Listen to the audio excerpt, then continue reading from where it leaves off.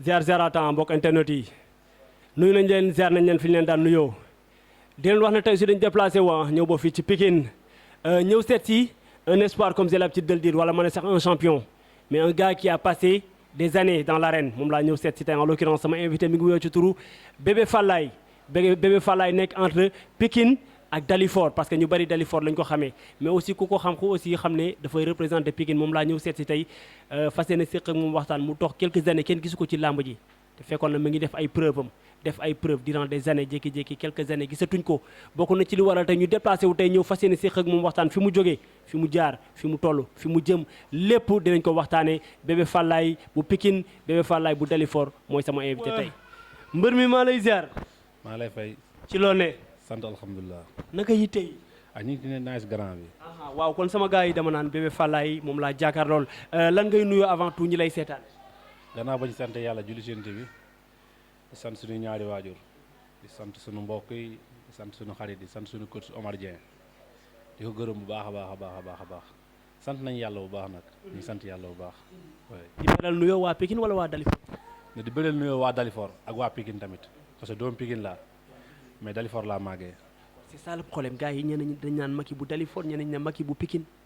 xam nga Dalifort fa laa jàngee métier léegi ma fay jàngee métier su ma musaana wàcc pour ma ñëw écurie Falaye Baldé entraîner day yàgg su ma ñëwee finition laay fekkee mu mujj faa nekk man Kaaw Cissé Ibou Diop Aboub boobu Kaaw Gourdin ñu ñoo fa nekkandoo woon noonu lañ jàngee làmb xam nga ma ñëw ne leen carrément dama bëgg ne ci écurie bi ndax balaa maa ñibbiwaat ba Pikine te fekk gars yi doog a pare après ci lañ accepté loolu moo tax ma nekk Dalifort. nga adhéré écurie Dalifort. waaw. loolu waral gars yu bëri foog ne Dalifort nga def. looloo tax parce que tout le temps làmb fa laay dem te su may bëri tam ñoom dañuy ñëw. booy bëre dañ lay teewal. dañ may teewal te dama fa am sa fans club am naa fans club. Dalifort am naa fans club am naa fa lu bari. benn temps bu ñu dellu see booy kaa Pullo. comme Pullo eey. ana Pullo ak bëre yow Pullo sàmmi woo Pullo bayi woo Pullo nga ñëw ne da ngay bëre. non dama fekk ngembali ci kër gi su papa mbër la woon. fekk sa papa da daan bëre. da daan bëre waaw. Daouda Balde moom ñoom Falaye Baldé ñoo ko fi indi. Daouda Balde. waaw moo la jur. moo ma jur waaw. tu fais partie de la famille Balde bu ñu ne famille Balde mooy xel yi dem ci Falaye Balde xool xel yi dem ci Fodé Doussouba Balde. waaw ñoom ñoo fi ñëwandoo ñoo fi nekkandoo doon bëre ak moom léegi nag seen côté la gën a siiwee moo tax mais ñoom ak ñoo fi nekkandoo doon bëre ba tax na tey écurie Falaye Baldé moom bokk na ci ñu ko sos sax moom bokk na ci ñu ko sos. Daouda Balde. waaw man damaa ñëw fekk ngemb li ci kër gi. kon da nga judd fekk ngemb li ci biir kër gi doxoo wëri ko ci biir gaale bi nga ko fekk. déedéet moom ak papay Jacob ñoo fa nekkoon ay mbër avant Zil Papa Balde. papay Jacob Balde moom mooy Papa Balde. waaw mooy Jacob ñoo fa nekkoon doon ay mbër doon bëre après ñun tamit nag ñu judd fekk leen ñoom ñuy bëre parce que man footballeur laa woon sax boo xoolee. jaar nga ci football. waaw ok. après mu ñëwee fekk ngemb li ci kër gi ma dem di football ak am maas nag am gars yi naa ma demal bëri ji loolu moo ma dugal ci làmb. waaw daw na day ñëw direct mu bëri après moo ñëw rek ma dekk football bi ne pourtant ba léegi nag mën naa football. ban poste nga daan joué. def naa axe ak pointe.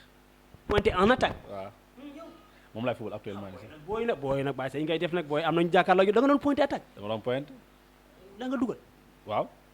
comme attaquant comme ñoom Robert Lewandowski ñoom Mbappé ñoom. maa leen mën. leneen maa leen mën. parce que sport dama cee jaar ci yu bari. parce que boo xoolee. tu es un sportif. 2012 laa am ceinture noire. en karaté. waaw. ceinture noire en karaté. waaw te teewul maa ngi doon football maa ngi def gym di bëre mais nag ci diggante carrière làmb bi am benn ndog-ndog bu ndaw bu ci ñëw xaw a empêché carrière bi. da nga def karatéka ba nekk ceinture noire instant bi yaa ngi initié ay xale. waaw maa ngi ay boy Dalifort tamit salle bi tamit Dalifort la nekk maa Abdourahmane Dramé ñoo ko bokk.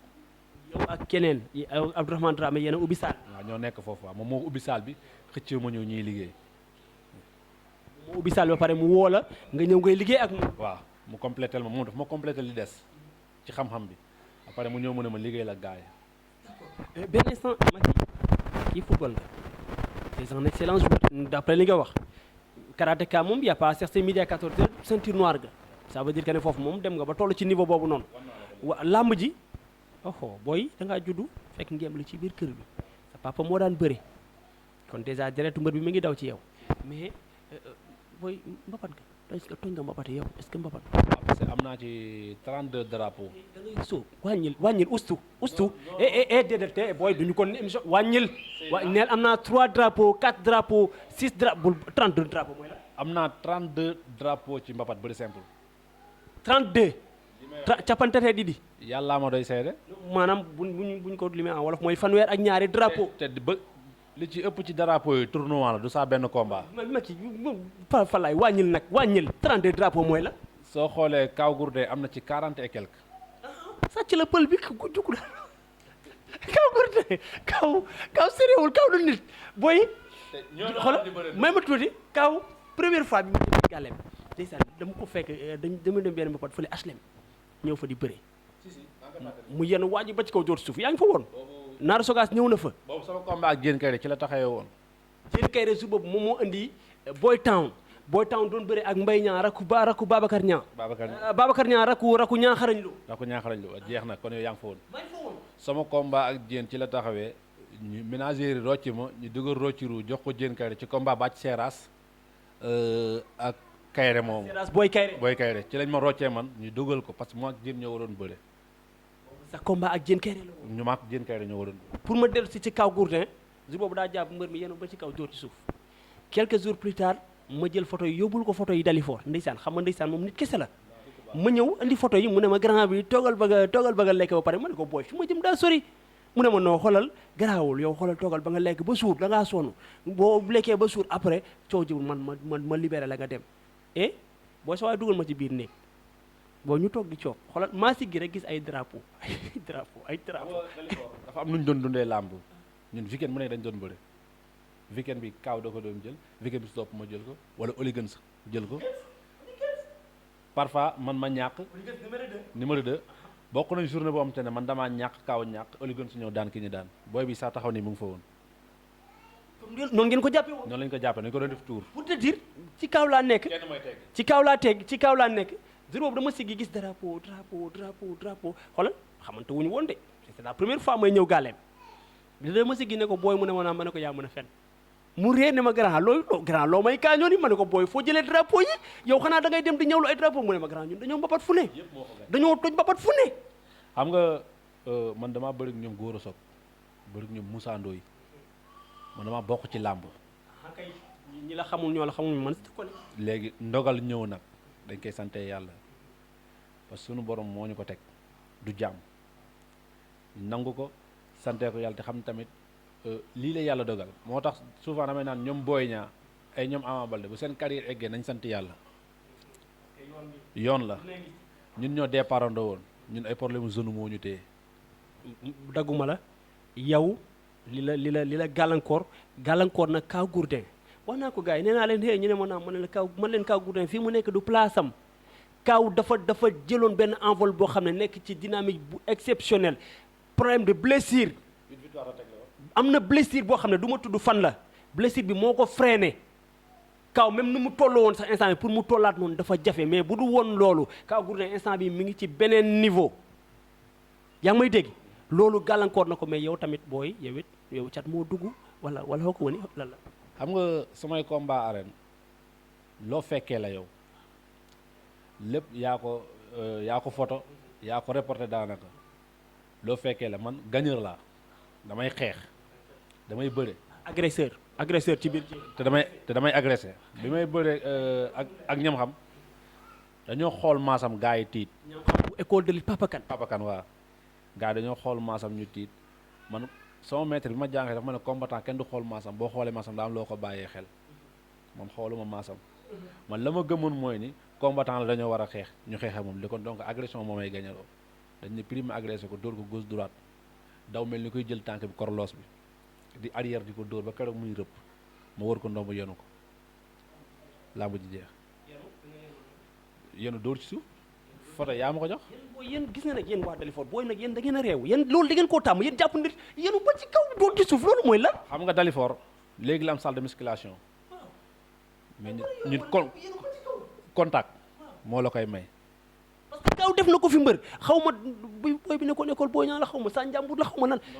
Kaw da koo yéenu ba ci kaw dóor ci suuf romb ko dem jour boobu ba Valdo moo doon bëree grand combat bi jour boobu bi ngay wax nii parce que Dalifort dañoo baaxoo bu ñu la dugalee naax rek sa ngemb li ci ginnaaw la ñuy jàpp seetlu booy Dalifort ku ciy bëri bu ñu jàppee sa ngemb li nga lay tiire nga ñëw bu ñu la tiiree yàlla ni ak ñoo mën a bëri parce que daaf géro bëri dañ koy jàng ni nga gisee footballeur nekk ci cadet Benjamin Mimi Pin xam yéeg waaw bëri na nga koy jàngee soo gisee ñàkk tari wi làmb gàllankoor na Boy Niang Tapha Tine moom ba muy lekk avance am waroon na xam ne carrément kii fii laa koy jaar pour daan ko mais Tapha Tine dafa aj gardam di dox ci kawam di direeku moom mu jaaxle mel ni du combattant bu mag. nag boobu Tapha tëj na ko waroon na préparer loolu ci waroon na waajal loolu parce que xam nga ni Tapha Tine d'abord dayoom ak gardam bu tëjoo doo ko dóor waaw mais bu la koree ci ngay profité bëri ak moom. kor bi est-ce que booy man du ma conseil benn mbër nga may Tapha Tine mu kor la Tapha Tine bu la koree bu la dugalee hyperkit da ngay déglu ma wax la foofu parce que bu la koree benn loxo bi ci los bi la jàpp beneen bi lay dóoree mais pourquoi pas mënoo départ ci bi mu koree nga départ ci beneen loxo bi fomm mu jaar ci feneen nga daj coup bi da ngay dajeeg moom. maanaam nga fël loxo bi wala nga waaf maanaam coup bi da ngay dajeeg moom da lay romb parce que Boy Niang amul lenn. wóor na amul. est-ce que wóor na Macky est-ce que wóor na waaf d'accord boo waafee bu andeeku may ma tuuti bu andeeku nga waaf day mball foofu moom ñàkk na mais bu andeeku nga ne da ngay waaf nga daje coup bi foo jëm. ma combattant da ngay xool boo jàppee triceps bi mu fees Tapha Tine triceps bi daa fees boo ko jàppee loxoom du tëju nañ nga fii beneen loxo bi muy dóor da nga koy xool bu ko développé da nga fël ko soo ko fëlee da ngay am ngembali ci ginnaaw parce que yaa gën a léger mais munoo ñàkk mbapat la Boy Niang numéro 2 ñàkk mbapat moo tax mu ñàkk làmb parce que xamul finition wu làmb ji. Boy Niang mbapat kan ak kan la daan mbapat. tax ma lim. limal ma lim. daan na Boy Farba Papa Farba mi nekkoon Super Galion mi nekkoon fii kii bi nekkoon écurie Pikine Mbooloo. ak Ama Balde. daan na kii Pambaay. Aziz Pambaay loolu final la ñaar làmb yooyu la bëre. est-ce que daanul Marley. non benn làmb Ndeye Ndiaye Tyson bi la jël ak làmb ji mu daan Ama Balde fii par rapport ak ñi nga xam te ne dañoo dem taribi yu làmb di ci sonn wërsëg la nag duñ ko soxorewuñ ko yàlla moo ko may li mu am. dañuy waxtaan ci làmb lañ nekk dañuy. comprends nga mais man jàpp naa ne niveau bi mu toll moom ci làmb ak technique bi mu am ci bagaar waroon na mën a jàpp Tapha Tine jaaxal ko parce que Tapha Tine masse la am ak aj garde ñaareel am ci combat bi. booy séeréer bi dafa naqaree cerné de booy Tapha Tine kafu ci réew ci de.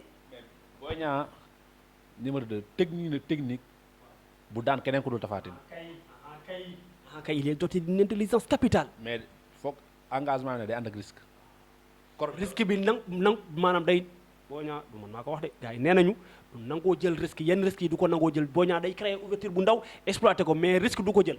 mais nag combat bi dafa waroon jël risque Tapha Tine kor boobu mu yaakaar noonu da nga koy bàyyi mu kor la fu mu xàccee nga jàll ci waaw. te tubaab bi dafa ne kii ne risque rien à rien. Boy Niang numéro 2 bëreem beneen affaire la. yow sa diggante ak Moussa Ndoye fan la woon. Yaraax magasin. waaw. nu mu demee. moom moo ko jël jour boobu. mooy seen kii bi noonu seen bayal boobu noonu magasin mooy boo duggee noonu seen bayal. waaw man maa ngi fa bëree ak Modou Bambara bi ma daanee Modou Bambara ci laa bëree ak benn gars mu nekkoon foofu tudd Naar Junior ma daan Naar Junior sax jot na bëri ci Arena Tour yi ma daan ko ci laa amee Moussa Ndoye dafa ma balankaar sax daa daw dëbb ma naax takk ma di ko mbot mu suruxal ma. ak mën a bëri. mais nag defet bu góor a soog moo ma gën a metti. sa diggante góor a soog boobu fan la woon. ceeb seen dëkk grand combat. ceeb. Kébémer. seen dëkk Kébémer da nga jóge fii dem ba Kébémer ba pati. fekk ji ko ci même jour bi ma egsee ñu war a bëree grand combat maa ngi ñëw fekk ko muy dal mais man sama gëm-gëm mooy góor maa ko mënte dama ko war a daan mais góor dafa bañ jàppante bi man ak moom su ma ko dëbbee naax sol dugal sama bara day daw. booy góor du daw de góor soog yaa nga mës a gis góor soog di daw. bàyyi li ma la wax ak masse bi mu am. góor soog ba muy mbapat laa ko topp ba tey mosuma gis fu mu tawee. ak masse bi mu am booy baa ngi nii taxaw fekkee na ko. seete la waaw dama koy dëbb naax tee ko pour ñu bëri mu daw bëre bi xam na la ma daane daa sélectionné mel ni kuy suq mu daw tënk sama ñaar tànk daan ma jëli bu leer nañu nag. boobu la gën a métti. boobu ma gën a métti. mais yow bi ngay mbapat victoire yi la gën a marqué combat choc yi nga xam ne da nga dem génn ci yaakaar na kan la. maag bolo bu yaraax. punkal waaw. boloo bëre ngeen. boloo bëri nañ. boloo de léegi bëreetul. léegi ci làmb ji laa gis. léegi ci lamb ji la nekk léegi organisation lay see rek genre yooyu noonu. boloo bëri nañ daan naa fa nees junior waaw Pikine fii li mu fi daan ci ay mbër bari na Pikine fii mbër mosuma fay daan am na mbër bu nekkoon fële tuddoon trompeur amoon maas nii du Babacar trompeur na beneen trompeur la daan naa ko fi daan naa fi Daawda séeréer daan naa fi njuga fii daan naa fi ñu bari. loolu yëpp ay nommé la woon. waaw loolu ay nommé mi daal tournoi moom su ma ko jëlee Dalifort la wala ñu génn. tournoi yi lan ak lan mise yi lan ak lan nga daan. jour bi Modou Lo di njëkk a jàkkaarloo ak Balla Gaye seen dernier combat bi saako ceeb laa indi ci kër gi. en 2010. waaw ñoom ñi ngi jàkkaarloo ñun ñi ngi bëri mbapat. daan ñëpp jël saako ceeb bi. jël saako ceeb bi beneen bi ñu dem Kaaw Gourdin moo ko finaalu boobu ordinateur moo ma daan waaw daan Kaaw Gourdin tamit mais ñu am xaalis ñi ñibbi si waat. boobu fan la woon. boobu mu ngi nekkoon Caajaay. waaw bi ngeen di jógee fii dem ba Caajaay. dañuy dem Caajaay dañuy dem Ngéeña dañuy dem Pataar nag bëri dóor moo fa am. booy daaf géroo de ragaluñu dóor. non booy dañuy bëri ji xamoo booy bu leen cat toppul Dalifort force day génne champion. dafa Dalifort dafa war a génne ay champion. si dafa war a produire ay champion parce que déjà Kaaw Cissé moom cat dugg na xaw ma ba xam retour dina am wala déet mais bala muy nekk ci jafe-jafe yi nii xaw a feebar bi xaw ko sonal noonu ci ay victoire la taxawoon boobu Kaaw Cissé taxaw na 4 ans ou 5 ans yoo xam ne kenn daanu ko tegale ay victoire bu ci ne nga ne moo gën a leer ba ca des digganteem ak mobilité au stade Demba Diop daan ko jël bu rëy ba jéggi ko di Papa Sow bi tamit. Tafa Junior boobu tamit Demba Diop la moom. ak Baara Ndiaye. Baara Ndiaye kii nag Pape Cargo. Pape Cargo bi moo mujjee taxaw. xam nga boobu moo taxawoon. Kaaw Cissé yaakaaru famille la ak li ko dal nii pour ñu wax ci ñun du yomb parce que ñun xam nañ ko nit kese la. man mii si la ko. Kaaw Cissé ragal la kon liñ ko jiñ du moom. non c'est maanaam dafa yaru man loolu laa jàpp du ragal de man daaf gisuma fa ragal. ragal bi ma lay wax mooy du ragalu géew de yooyu ñu koy jiñ ñooñu Kaaw du def loolu. Kaaw su mu saan a ñëw croisement Cambérène su ma juumul sax man la doon gunge parce que man damay ñibbi si Pikine daf may puus daf may gunge mu ñibbi si waat ku deeg sa bàmmeel musuma koo xamee loolu te su ma sañoon nag ñu taxawu ko bu baax a baax waaw. am na fa 1 an màggal Tuubaa la am 1 an. màggal bi passé la am 1 an. te en plus Dalifort dañ ko yaakaar même bu dul ci làmb tey booy ndoy bëgg nañ koo gis ndax champion la. egg na ci làmb foo xam te ne ci Dalifort mbër eggagu fa waaw wane boppam di nekk nit ku baax ku rafet xol su ma sañoon daal gars yi jàppale ko ñu taxaw ko bu baax a baax ñu xool na mu génnee fee mu ne ndax yaakaaru famille la tey jii nii soo demee seen kër jeune Dalifort yi daanaka ñu ngi góorgóorlu côté boobu baax a baax ñun ñëpp wax dëgg yàlla mais nit ku baax la te dafa laaj taxaw nañ ko taxaw parce que dara gën ta métti nga blessé faju ba yaakaar ni génn nga ci beneen ndogal ñëwaat. yàlla nañu yàlla fal cat mais bu dul dara daf yërëw booy relève bi c'est assuré de Dalifort relève bi c'est assuré parce que bu ñu ne Kaaw Gourdin ne Kaaw Cissé numéro 2 xaw ma fi mu dugg nag moom moo dugg ci ninki nanka Kaaw Cissé numéro 2 jël na Cheikh Tidiane Niang ñu ne caatu Dalifort mi ngi assuré ñu ne caatu Kayre mi ngi assuré Oli Gens numéro 2 mi ngi assuré booy ci suuf ay ñoom Valdo bu Dalifort ñoom SMA ak ñoom ñooñu noonu yeneen booy ngi foofu man je peux dire que ne la relève est assurée à Dalifort. waaw parce que Dalifort dëkku championnat wu làmb la parce que ñoom ni ngay gis ñoom ñëpp ku ci nekk am na qualité boobu tamit mu ngi si yow te nekkul ci kële. xeetu bëre yi bokkul bëre yi ñëw bokkul. ku ne dafa am sa fooro ñun dañ leen a jàngal làmb man dama leen di jàngal xeex. moo waral am na benn jour nga ne ma faalay la moo tax booy ku daan rek ñëw gërëm la dama leen jàppee comme som boobu surtout Moussa Thiam mooy Moussa Thiam caatu Kayre Kaaw Cissé numéro 2 ak caatu Dalifort boo yooyu balaa maa tëdd ci la sax dañ may woo téléphone grand bi ci loo nekk nakam te pourtant li ma leen màggee bariwul yoo xam nga ci dara mais cër la moo tax seen làmb daf may jaral lu ne man tamit nag dama mënuma lancer message gars yi kaa leen jàppale ma non parce que gor du woote waa léegi dama départ sama carrière ak sama moroomu mbër man Mopol Boga ñoo fi nekkoon Mambala bu Ridis Mambala Noor kii waaye ñu bokkoon Abibulaay ak Abibulaay léegi ñu nekkoon benn cours boo xamante ne ni kenn warul xaar ñëpp a war a dem yàlla def man ma am ci ay victoire aw ma defet blessure ñëw nag bébé Fallaye wala caatu Fallaye. bébé Fallaye Balde nga bàyyi fi ñëpp tuddee sa bopp Fallaye Balde. moom moo ma tuddee boppam papa yow moo la tuddee bopp. moo ma tuddee boppam yan relation nga amoon ak xarit parce que mos na wax sama papa benn kàddu ne ko kii bu nekkul champion ma xaaj ci li ma doon parce que boobu dama doon contact ak Oussou bébé mu nekkoon Saalum Fall. bébé meen waaw ñu bëri léegi mu ngi ci sécurité yi. waaw ñu bëri lu yàgg baabee dafa Moussa Fan nag même si loolu de ñu bëri bu yàgg baabee dama def leen ko bëri dóor après ñu bëri ko bëri dóor boobu Ama su Moussa nañu paa bi Géant la koy booleel su ko booleeg Géant ba Ama contact ak Géant pare mu boole ko Khadim Sarr su jugee ci Khadim Sarr mu doog ko booleeg Bas Fallaye Balde numéro 2 waaw léegi après su ko defee nag ñun bëri dóor la ñu doon defal looloo indi turu Fallaye man amul seen si ñoo laa tuddoon sa bopp may doog a bëre waaw moo la tuddee bébé Fallaye. mu ne ma tuddee sa bopp bébé Fallaye encore Fallaye Balde bii rek sa premier combat ren nga bëre kan. Amadou Camara numéro 2 Amadou Camara numéro 2 bu buun. bu buun waaw hélas lamb banlieue géejuwaay waaw au stade Ndiarème ah yaa ngi naan El Hadj kon xamoon nga El Hadj. waaw xamoon naa ko ngeen bëree au stade Amadou Bari au stade Ndiarème nu mu demee. dama ko daan dama ko du may met daan ko yaa ngi fa woon xaw nekkuma fa woon de man ñii seetaan ñoo tax may laaj nga naan ma yaa ngi fa woon nekkuma fa woon léegi man na mel ni man xaw ma ci dara ñii seetaan ñoo tax may laaj mais bu dee man rek man xam naa bu dee man kese li tax ma déplacé wu booy yow ñaata yoon laa la kale émission affaire di fausé man ne la booy tôt ou tard dañuy mbëkkante. dañuy mbëkkante waaw nga naan dama laa ragal non ragaluma la sax. nga bëre daan Amadou Camara numéro 2 deuxième combat bi nga am. maam ñam xam. waaw ñam xam bu école de lutte Papa Kane. Papa Kane si. mu dama ko duma daan ko. waaw nii lañ lay paye du ma daan genre. kooku moom dama ko dóor ba mu sonn. dama ko dóor ba mu sonn dama dóor ba mu xànk gis ni muy appaatee maam ni kii nekkatu fi ma fàqat ko mu ñëw ma wër ko ndomb laa muy jël. moom bi nga ko fàqatee mu ñëw nga wër ko ndomb. dama ko yenu comme d'habitude rek ndaama laa bëri suuf moo ma arrangé dóor ci suuf si rek.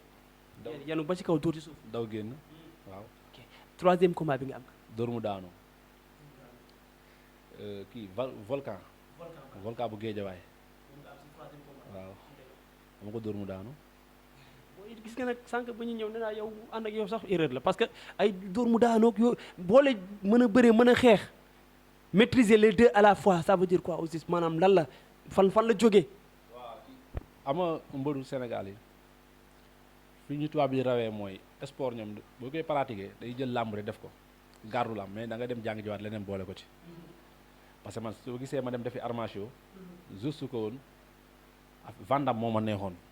Vandam moo tax nga dem pratiquer art martial. di def armation di sànni samay tànk ci kaw après ci lañ ma jàngalee jàngal ma xeex man xam naa sax tey combattant fan laa ko dóor mu faible xam naa combattant fu ma koy dóor yaram bi yëpp nagam. ban film Vandam moo inspiré full contact wala double impact wala chasse à l'homme wala ban moo lay. mook tampon. Vandam tampon. Vandam moo neex tànk. si day dóor ay tooraa cagi yu baax day tooraa cagi lay dóor dëliyoo wala ba téye ko. Jakushiki. non Jakushiki loxo la. oui may ma jàmm man loolu bëgg ma cee xam dara mais da nga maîtriser les deux à la fois. waaw. tu es excellent en lutte pure maanaam bu bëree ku la xool day xam ne kii dafa mën a bëri. mais aussi da nga di un agresseur boo xam ne da ngay agressé mbër dugal ko ay coups kang ba déstabiliser ko. combattant boo duggee ci kanam boo ko dóoree ci bakkan fugam day génn genre boo dóoree direct bu dalee rek fëggal korosé day dal sa loxo yi day sutante nit saa yoo ko dóoree direct mu dal boo fëggee korosé day dugg. parce que booy mënoo bàyyi di ma jàngal xeex man xeexuma xuloowuma non bul ma jàngal xeex man xuloowuma xeexuma sama micro laa di poser ay question nga naan boo ko dóoree nii da nga ko léegi mën ngay jàngal xeex. non du ma la dóor non da nga maa bëgg a jàngal xeex man nga bëgg ma xam boo dóoree fii bul ma jàngal loolu de. bi may bëree volcan noonu la 2 temps laa bëree ak moom. 2 temps dama ko fat mu soit dama may song wala mu génn géej wala mu dóor ma léegi njett naa ko ci ruuko bi noonu dama def benn pas dóor ko direct mu màmm pour fay dama laal ko cloche mu wàcc. laa ma ci jeex. fa la yem. en flip flap la. waaw mu ko dóor gauche bu dal mu màmm di ut ma fentere dóor crochet. gauche bi c'était pour aspirer ko. waaw pour mu ñëw mun a fayu la. gauche bi c'était pour nga créer ouverture. gëwuma ko woon sax droite bi laa gëm. Mike Tyson boo xoolee crochet lay xeexe te maa ñoo bokk taay. dugal benn pour aspirer ko maanaam da nga ko piéger. dama ko tegal piège ndëgg sër laa ko tegal mu dugg mu dal ci mu dal ci. nga bëree 3 combats 3 victoires oh ma toog di xaar nag man ana bébé Falaye ana Macky 1 an 2 ans 3 ans mais qu'est-ce que ça veut dire. genou. genou lan genou. problème mu genou laa am. blessure au genou. waaw dama doon squat poids bi diis sama tànk bi mu wàcc mu métti woon trop nag xam nga doo gis kenn tamit parfois nit romb la nga takk sa tànk bi sax du xam nu mu demee te genou li gën a garaaw ci sportif li ni muy gën a yàqal sportif bi da lay perte loo masse. blessure au genou dafa gaaw ci freiner carrière sportif muy joueur bi muy combattant bi muy ku mënti doon.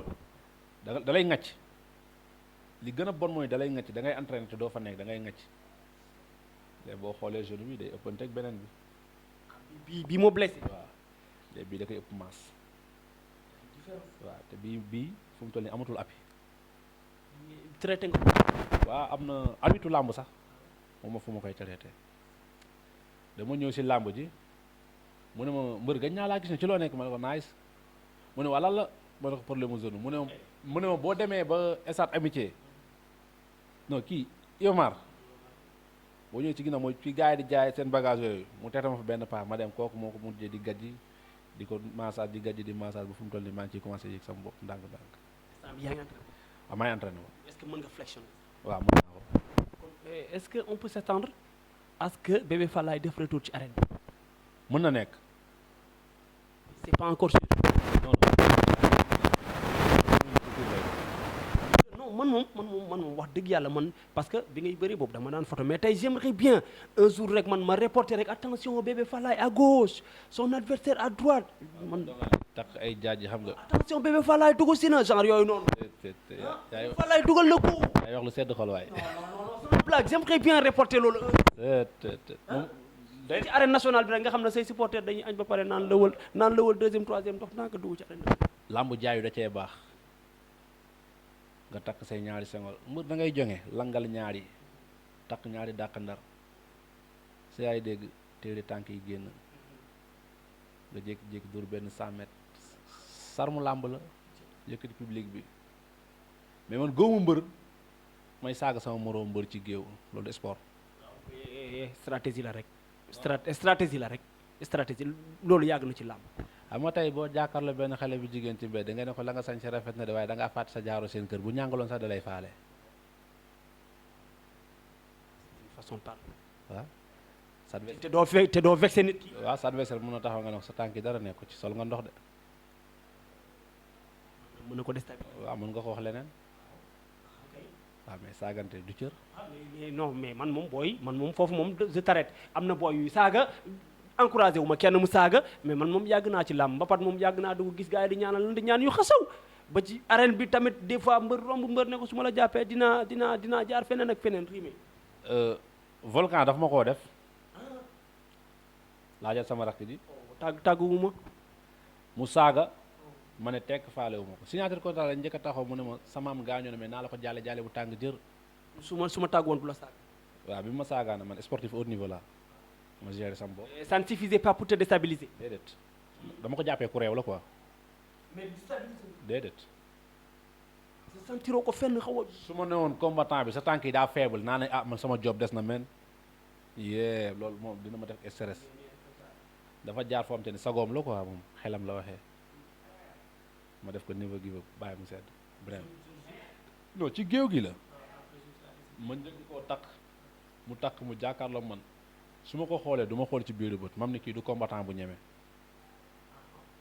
foofu dañ fay natt un combattant un adversaire. waaw parce que bëñ drapeau jàmm la su ma la reetaanee gis nga si man jàmm dama koy xool du ma nangoo xool su ma doxee ci kawam xoola mu tourné def na le wala mu saaga.